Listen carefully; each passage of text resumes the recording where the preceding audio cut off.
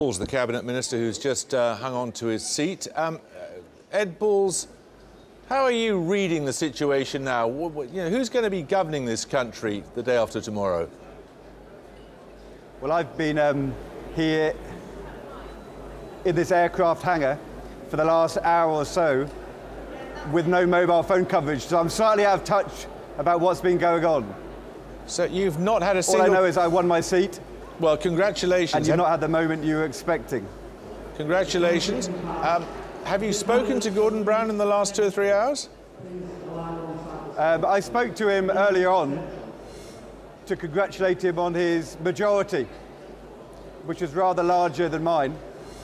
And what I think that's partly because he didn't have all the Ashcroft millions spent in his seat as the Conservatives threw at mine. And what did he tell you was his strategy now? I think, like everybody, it's been a very uncertain night because so many results have gone in different directions. And so I think he was waiting to see how things unfolded as the results came in, and he wasn't prejudging anything. What's been your advice to him? Well, as I said, I'm not quite sure what's been happening. I'm an hour or two out of touch. But I would say that we need to see the full result first.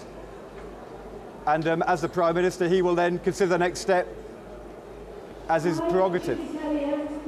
If the Conservatives got to a figure like 300 seats, they would surely morally be entitled to have a crack at forming a government, wouldn't they? Well, that's not our constitutional system.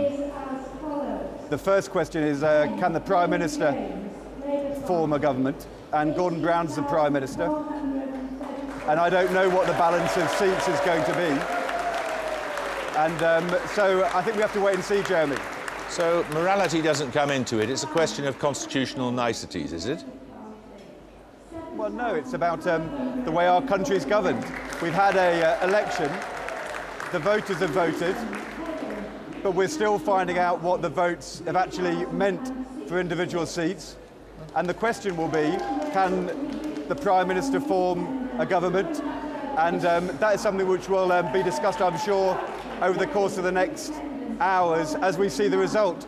But you understand from my point of view, I don't really know quite what's happened in the last couple of hours, so... Well, let me tell you what's happened. Running commentary on that. Gordon Brown has taken your party down to defeat. You have not got the largest number of seats. The issue a few months ago was whether David Cameron was going to get a majority. And I don't know whether he is or not, but it's nowhere looking as clear-cut as he hoped it was going to be 6 months ago. Aren't the public entitled to expect that the party which gets the largest number of seats has a crack, at least, at forming a government? Well, that isn't the way our system works. And constitutionally, in the last 100 or so years, it hasn't worked that way. OK, Ed Balls, thank you. David Dimbleby. Well, thank you.